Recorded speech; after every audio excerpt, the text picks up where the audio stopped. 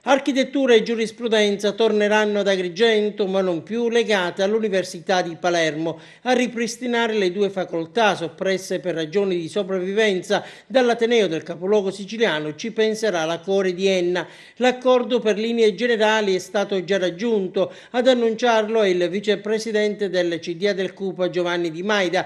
Per i dettagli da calare poi nella convenzione bisognerà però attendere ancora qualche giorno. A spingere verso il ritorno nella città dei templi delle due facoltà sono state le numerose richieste avanzate dal territorio, al quale il Consiglio d'amministrazione, guidato dal presidente Armao, sta provando a dare risposte positive. A questi due corsi proposti dalla Core di Enna potrebbe aggiungersene un altro qualora venisse autorizzato dal Ministero per l'Istruzione in tema di economia turistica, vista la marcata vocazione di cui gode la città dei templi, ma non solo. Pochi dubbi invece sulla presenza ai prossimi nastri di partenza del corso di laurea in mediatore linguistico, dal momento che c'è già il via libera da parte del MIUR. A proporlo la Scuola Superiore di Sant'Agata Militello.